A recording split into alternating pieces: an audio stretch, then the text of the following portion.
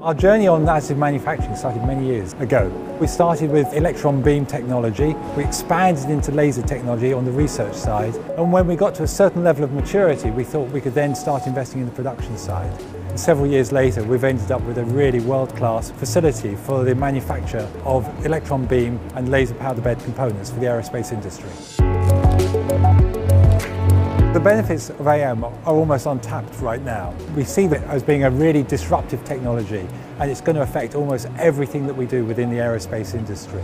What we wanted to do is to learn how to make parts faster, better, lighter, cheaper, to benefit our customers and get those products onto a plane as soon as we possibly can.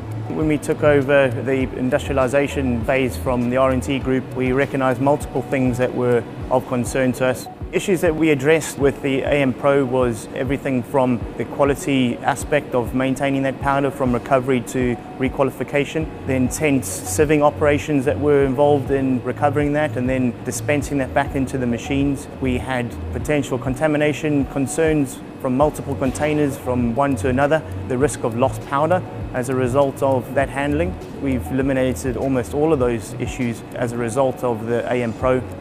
What AM Pro has brought to us is efficiency from the operator, from loading and unloading the powder, the safety aspects of where the operator does not come into contact with the powder, the risks associated with cross-contamination are almost eliminated. There is almost no manual handling of that powder throughout.